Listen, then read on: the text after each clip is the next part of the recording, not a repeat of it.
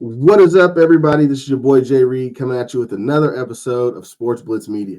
Now, today we got the honor and the privilege of interviewing UFC CutMan Brad Tate. Now, Brad has been with the UFC organization for 16 years, and he's going to come onto the pod and just let us know how his UFC journey has been. We're also going to talk to him about some of his relationships that he has with the fighters, and again, what it's like working with the UFC. And so, without further introduction, we're going to bring Brad the CutMan Tate on. And actually, pause. Before I do that, also want to let everybody know that UFC 300 is going to be this weekend. And so hopefully everyone's tuning into that. And without further introduction, bring on Brad. Brad, how you What's up, doing, my man? man? What's up? How you doing? I'm doing good. I'm doing good. First, I just want to let you know, thank you for just giving me this opportunity to interview you. You are a Yes, legend sir. in the game in your own right. And, I appreciate a you. huge fan. Yeah, most definitely. Huge fan of you, huge fan of just, obviously the UFC organization in itself. And so just wanted to kind of talk to you about your journey and how everything at the UFC has been, your relationship with the fighters, and obviously the big event this weekend, UFC 300. Yeah, I'm super excited for this, man. Like this I'm waiting on this. Like it can't come fast enough, to be honest with you. It cannot come fast enough. Um, my relationship with the fighters, man. I mean, I'm just chill, brother. I'm that guy that just vibes with everybody. Like, you know what I'm saying? Like, I try to get along with people. Um, and like I love to have a good time. So like I'm always joking. Like I tell people, like if I'm talking trash to you and joking with you, then I like you. Like if I'm quiet around you, then that means I'm either not comfortable around you or I don't know you well enough. I just, it's just not my mood. So, Right. but for the most part, man, it's fun. It's super fun. Like I love it. I've loved the journey. It's been a blast. It really has been. I had no Yeah, idea years ago it would be this fun. right. And I was doing a little bit of research. Obviously, you had a little stint on the Ultimate Fighter. I want to say season 12. Yeah. Watch some of your videos, you and Josh Koscheck going back, and I didn't realize, that you kind of date back then. Uh, what was that experience like? The Ultimate Fighter was pretty cool. Like I mean, it was funny, man, because like I know like this craze is like reality TV, and like I had this thought like in reality TV like they would set things up, like and kind of make drama, but it's really not. They just kind of watch. So like when I first got there, I was like, man, what's going on? Like, oh, like when does it happen? And they're like, oh, about 2 weeks. 2 weeks is typically the breaking point. And so they kind of just was like, oh, this is what happens or whatever. And then lo and behold, man, I kept looking for the drama, and then I became the drama, and I was like, oh shit, they got me. So it was fun, man. GSP got to train and not get involved, and Josh Koscheck got to be himself. So it was a win-win for everybody, to be honest with you. Right. And so where did your love for obviously the MMA space come from? I mean, I read that you were a firefighter for a while. You had a few things transpire then, and then you found your way into being the cut man and the, taping guys up, things like that. Well, yeah, I was a paramedic, man. I some stuff happened, but I'm a big believer in like what's for me is for me. So, um, some stuff happened. I was vindicated. I won, but while I was a firefighter, I was a paramedic, and I was helping these guys. So I was living in Vegas, and I was going back and forth. And like I said, a friend at the time introduced me to Greg Jackson and Keith Jardine, and I really wasn't a fan of MMA when it first started. But like being around the sport and being around the people, man, is actually infectious. You kind of get glamored, if I'm gonna be honest with you, because everybody's just so chill. It's a very chill environment, man. Like I know what you see and I know how you see it, and I know when we roll into a city, it's like all this, but like behind the scenes, there's a lot of people working to make that show happen, and those people are cool, man. Like those are the kind of people that would see you every weekend and be like, hey man, you need a ride. Hey man, we're going over to eat. You want to come with you? So like that's kind of like the cool thing about MMA, is like it really is honorable, and it's very um it's a very chill atmosphere. That's the big thing about it. Like when you do it, it's just it's a it's a very chill atmosphere, man. Like you see the fighters, and the fighters are cool, and the fighters are so humble, and It's infectious. So once you're there, you kind of naturally want to be in it. It's kind of like you. Like, why do you love the sport so much? It's not because you watch people beat each other up. It's because of the characters. It's because of the personality. So like, it's like, why do you do anything like that? That's how it works. Right. And you've been around the sport, I want to say, what, 16 years now? Yeah. I first got my start when Rashad won the title from Forrest Griffin. So you have had the opportunity to be around, obviously, countless fighters and all these historic events. And like we talked about, UFC 300 is this weekend. What events besides UFC 300 have been just a super historic and an event that you'll be like, oh man, I'll never forget? Uh, I remember certain things at certain events. So like, I remember when we first did the COVID. I remember the COVID event. I was there when Anderson got hurt. I was there when Chris Weidman got hurt. Um, I remember being in Brazil. So like, I remember going back to Brazil for the first time. So like, I really remember a lot of like moments that happen. Moments make the life. So like, when you see that, like when Khabib jumped over the cage and stuff like that, like it's the moments that happen that make you go, oh shit, I was there for that. And then when you see it, Yeah. when they're doing the press clippings, I was like, oh, I was there. I remember that. So that's the part of everything that I remember and that I really love and enjoy about it. So like, I remember the first time going to MSG and kind of getting taken back, like wow, like or even fighting in Atlantic City, and you like, man, Mike Tyson used to fight here, or fighting in the MGM Grand, like, oh wow, like, so I remember being a kid from this small town and watching this on TV, and then going, oh wow, like or the first time I saw Brazil, or the first time I saw Tokyo, or going into Canada, and that's what I remember most about the times and the fans and just how everything was. It's a great experience. I wish everybody could experience that. Right. And that is awesome. What's your favorite place? Where's your favorite place to go? Dude, When I you have love these. any time we leave the country. Like, I've never had a bad time leaving the country.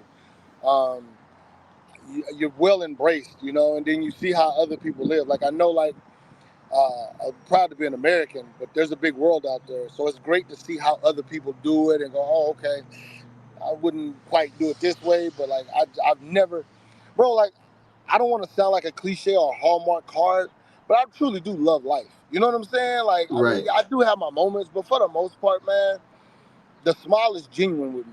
You know what I'm saying? Right. And that's awesome, especially like you said, you're in a sport to where you get to experience a whole lot with the traveling, meeting different fighters from different cultures and things like that. And I see that you and Gilbert Burns and Charles Oliveira, guys like that who are from Brazil, who sometimes you probably the language barrier isn't the greatest, but you guys seem to have a great relationship. There's always someone that speaks English, but I mean, bro, like, you're just there. Like, I'm there to help them, and I'm a fan, and I just, to me, man, like I'll say it again, like, I just enjoy people, and I enjoy what they do, and they've embraced me, So that's the best part, man, is being embraced by those guys and being appreciated by those guys. Like, it's an amazing feeling. It really is. Right. And so are you allowed to have a favorite fighter? Who would you say your favorite fighter is at all these Probably, years? probably Rashad Evans, Rashad Evans. And why is that? because I wouldn't be here without him. Rashad started Okay. this journey with me. Okay. So, but I mean, like, I'm not gonna, like, bro, like, I'm not, like, on that day when I see a guy, it's kind of like this. This is how I would put this analogy to you. When you ask me who's my favorite fighter, what's your favorite finger? So, what's your favorite hand?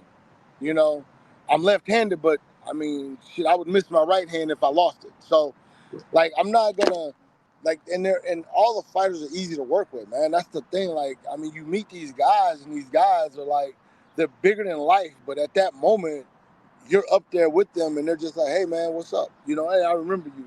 I got confidence in you. Hey, I want you. And that's a feeling that just it's amazing. I can't describe it to you.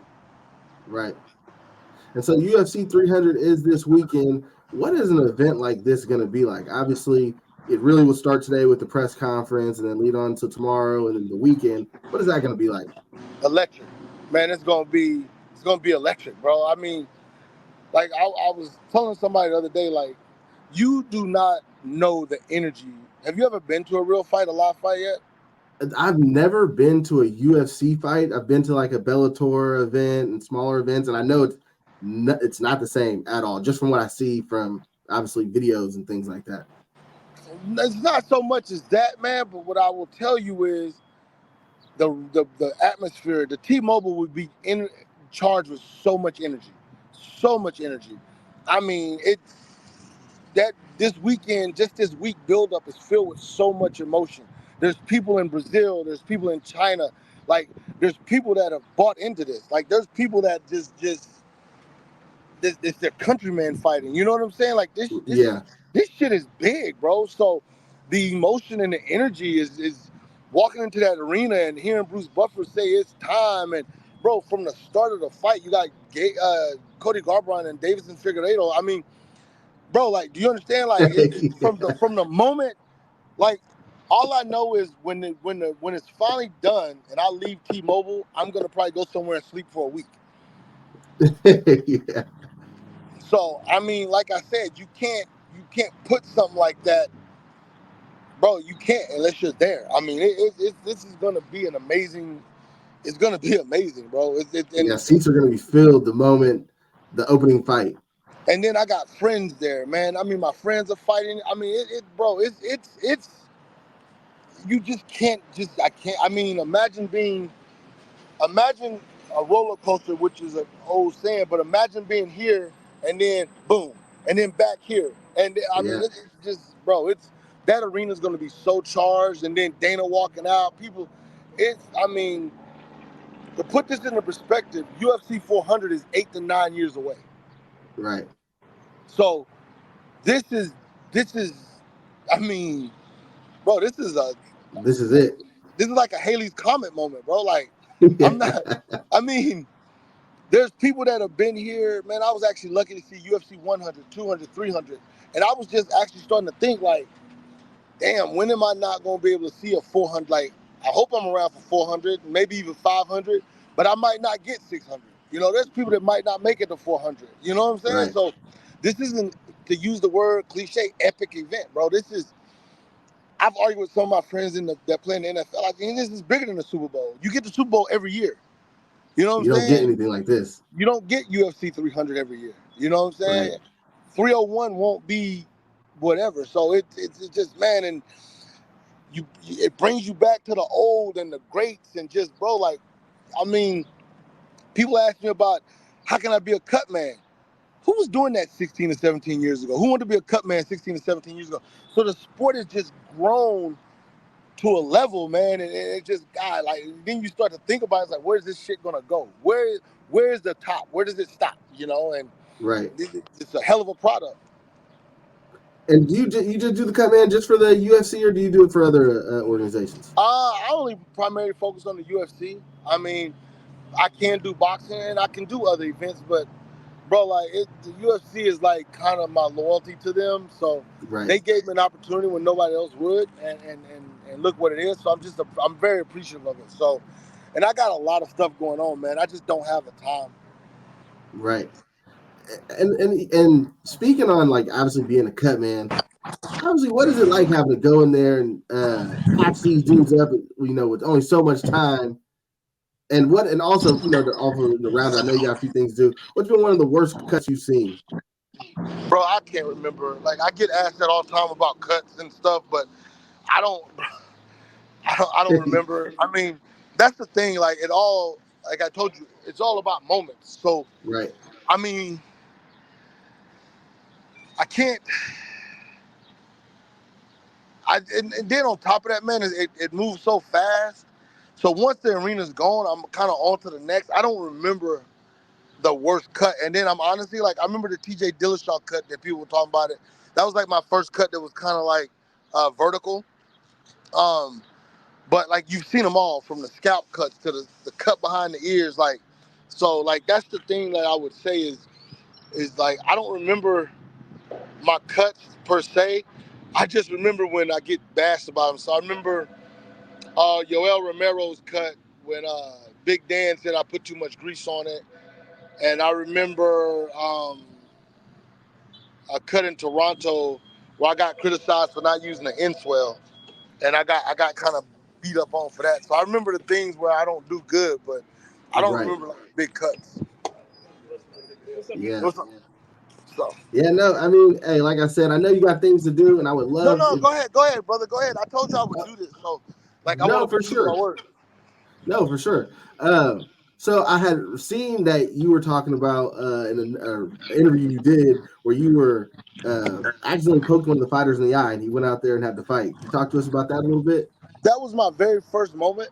Uh, Burt Watson was like, uh, I'd been around like that. That's again, man. This journey was long, so like people people don't know like how much it cost me to do this. Like buying gauze, buying tape, going to the gyms and asking these guys to let me wrap their hands, and having them talk shit and be whatever.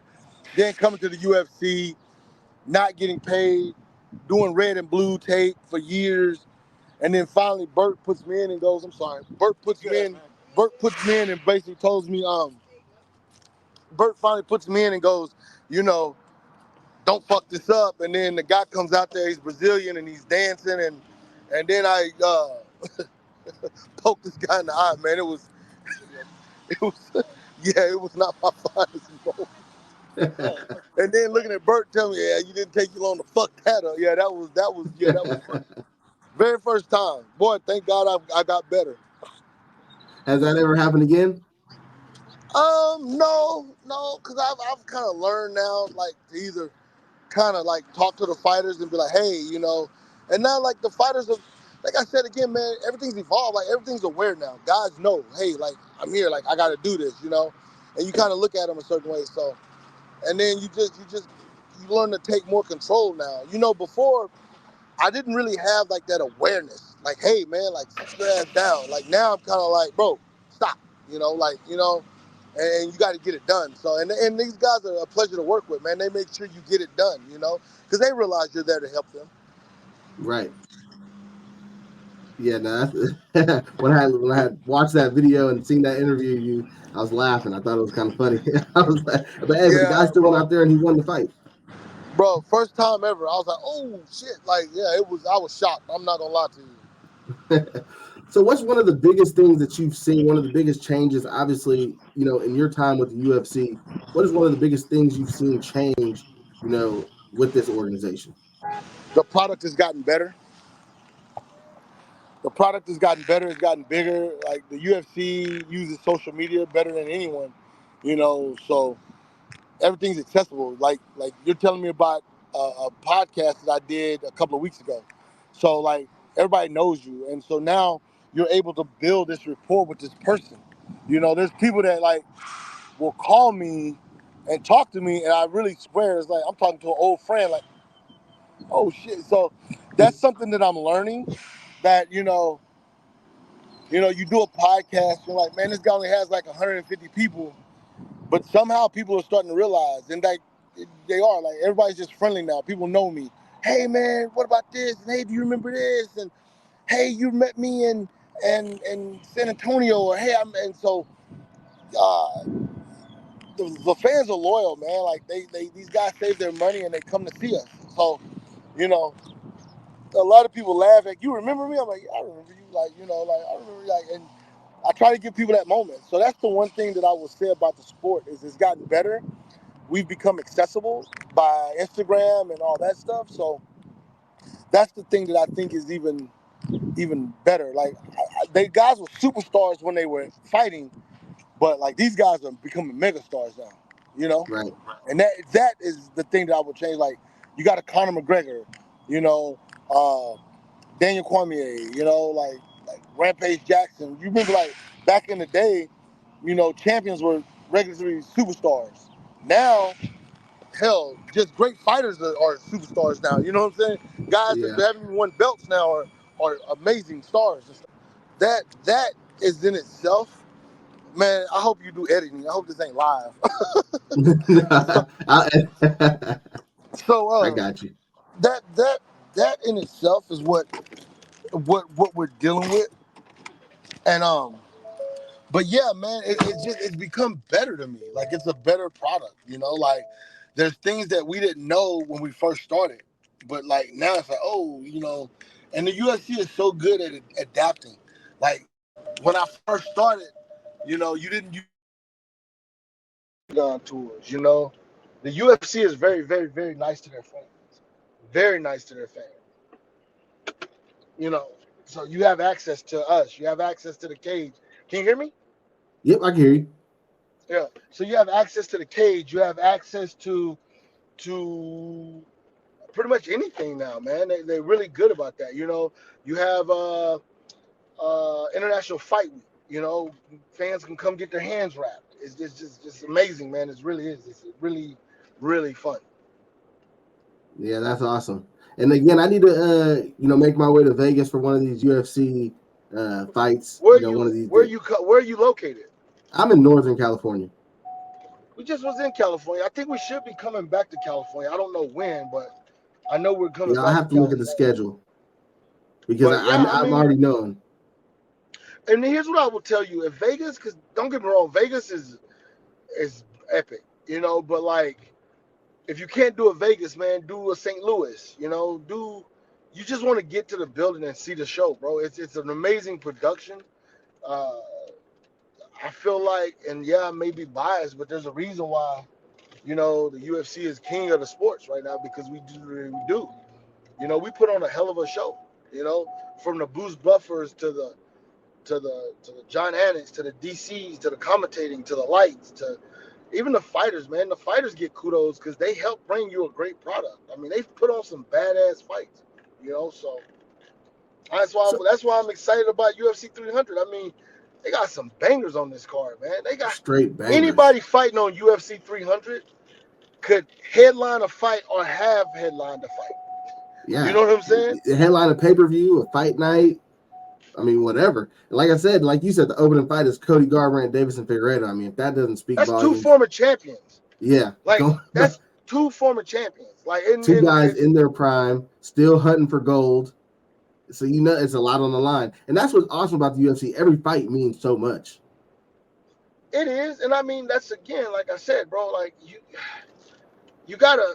Jim Miller's on this fucking card, bro. Like that. I mean, bro, when you start thinking about the names of the guys on this card, you're just like, damn, like what? Like Jim Miller. Jim Miller was on 200, and I mean, and he's fighting Bobby Green, and Bobby Green's been on a tear lately. You know, I mean, you got Caleb coming with Holly Holmes, who's a former. Like, has anybody as female accomplished more than Holly Holmes in combat sports? I mean, right. And then you take Kayla, like she's. I mean, it's just, bro. Like this is. Hey, from banger to banger to banger. I'm gonna be honest with you, bro. When I talk about it and I sit down and think about it, you get overwhelmed. Like, damn, like. Yeah. And then just to be like, bro, I'm gonna be there. You know what I'm saying? Like, right. Be there. Like, great seats. Bro, like that's the craziest thing when you think about it, and that's why, bro. Sometimes I'm humbled by this, but I'm just, man, like you said, bro, life is good. As a kid, who thought this? As a kid, who in the world was like, bro, I'm gonna be a UFC cutman? You know, like that. Just and again, that to me is where I literally, just like I said, sir. I just hold on one second, bro. Don't hang up, please. Don't hang up. Yeah, no worries.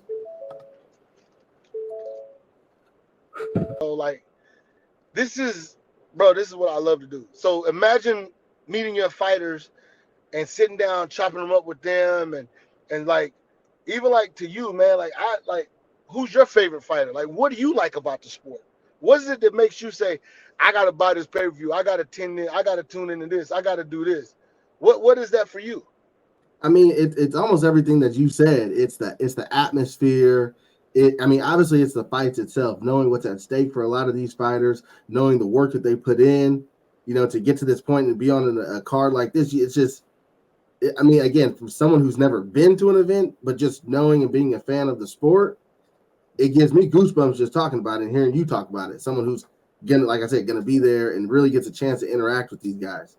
So for me, it's everything that goes into it and the fight itself. I feel like the fight itself obviously can sell itself. So, man, what do you think about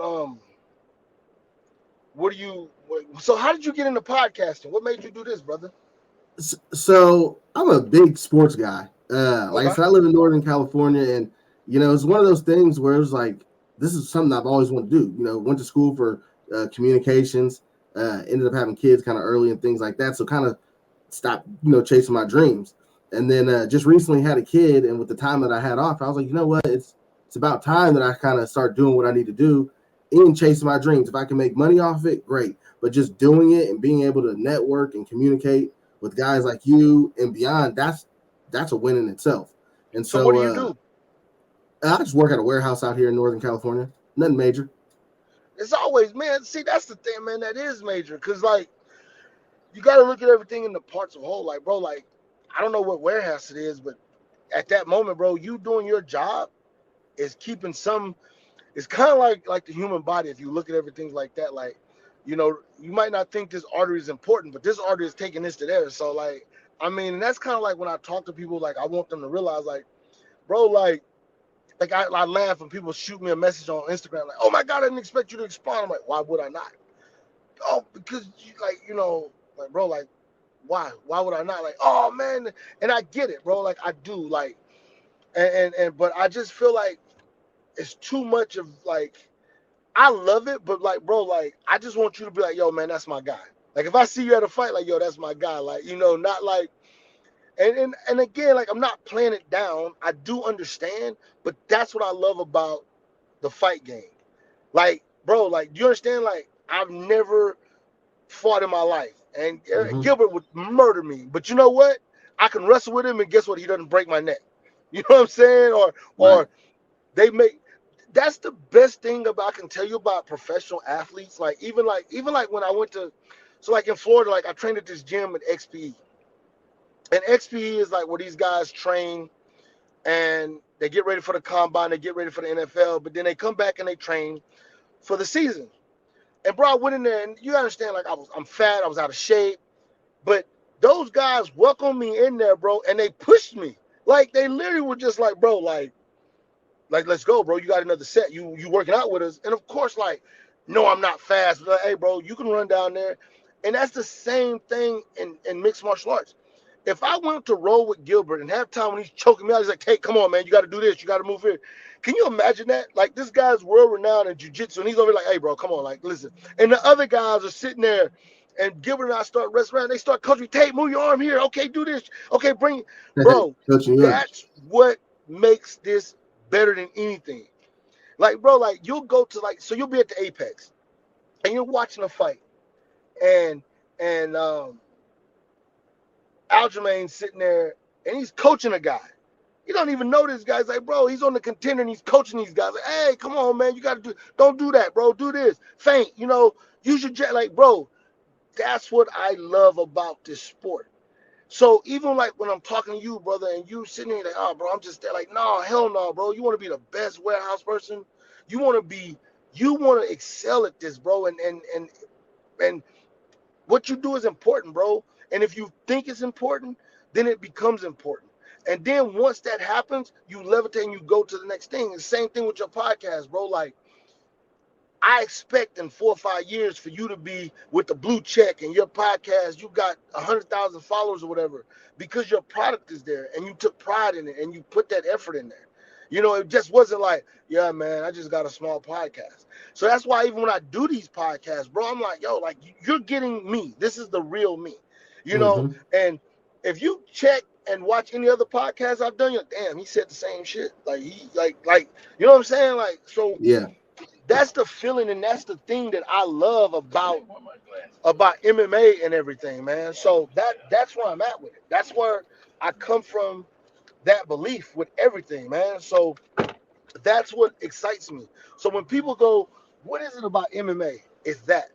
Like, these guys will make even the most random guy feel like he can be a champion. You know what I'm saying? And then, and if you look at how fights are structured, you know, Gilbert's and Vicente's corner, like these guys are constantly building each other up, you Mm-hmm. know, and that's the thing. It's a family that fights. You know, a guy will fight somebody. Sean Strickland gets knocked out by Alex, and then Alex is cornering this guy. What sport is Yeah. that? You see Right. what I'm Training saying? with them. Exactly. Okay, man, let me show you where you messed up at. You know, you got Izzy. Great. Izzy's great. And Izzy's like, hey, you know, this is this and this. And even in defeat, Izzy he's like singing Sean's praise. Like, oh man, that dude was better than I thought. Like that was, you know, that's the sport that I love because you get the real from this real, you know. So like when Dana and them market this as real as it really is because it's so much emotion and everything. Yeah, no, that's awesome. And I appreciate that the little words of wisdom as well for myself. Like I said, I just recently started doing this podcast about a month. And so Okay. this is something that I was like, you know what? I'm trying to do it. I'm trying to hit the ground running. And I've had opportunities to interview guys, Trayshawn Gore, Garrett Armfield, athletes in other sports. Kevin Iole gave me the opportunity to interview him and sit down and talk with him. And so I appreciate you doing the same thing, giving me that opportunity because trust me, I'm messaging guys left and right, just hoping for that one person to reach back out and just give me that opportunity so I can continue trying to put out content for people who enjoy it. And, you know, mainly a lot of MMA guys have been giving me the, the green light, but going to continue working hard at it and hopefully, you know, continue landing other people from other sports. But again, I want to say thank you for giving me this opportunity. Yeah, like I said, brother, 100%. And like I said, when you make it big, don't just always post the success. You know what I'm saying? Like, it's Right. funny because people don't realize how long I've been doing this. You know what I'm saying? So, and it's a journey. So, like, when people ask me about that, hey, man, I want to be a cut man. I'm like, you got about 20, 30 years? Because that's what it's going to take, you know? And you know, you'd be amazed how many people are like, yeah, they say it, but we'll see, brother. Like I said, hopefully you'll hit me up again and you know your podcast will been ungrown and you know I can remind you, hey man, remember when you had me on that first month. So and I hope that for you, brother. Like that's the other thing too that I would tell you moving forward in life, man. Never look at somebody else's success. Like never I say don't be a hater, but like man, be happy for people. Like I'm so happy for you. And bro, when you blow up and I'm gonna be even more happier for you. You know, and that's what I try to be, man. Like I really do genuinely want everybody to be successful and I want everybody to have it because what fun has it been at the top if you can't be with your homeboys? Right. Man, I really appreciate that for real. No, That's man, really, awesome. bro. If I can help you anyway, let me know. Yeah, I appreciate it. Hey, this is like I said, this has helped me enough. Hopefully, like I said, we could talk after UFC 300, after all the chaos, and after you get your week's worth of rest. We can get back on here, talk about the event itself, and hopefully we can build a friendship from here. All right, brother. I look forward to it. Heck yeah. Well, I appreciate you, Brad, and I hope you enjoy the rest of the week. Hope you enjoy the event. Stay blessed, my brother.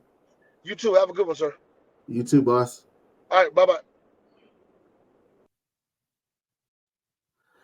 All right, everybody. That was our interview with UFC CutMan Brad Tate.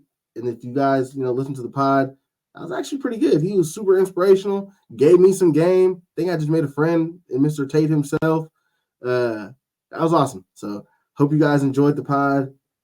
Please stay tuned. More content will be coming. Hey, stay blessed. Peace.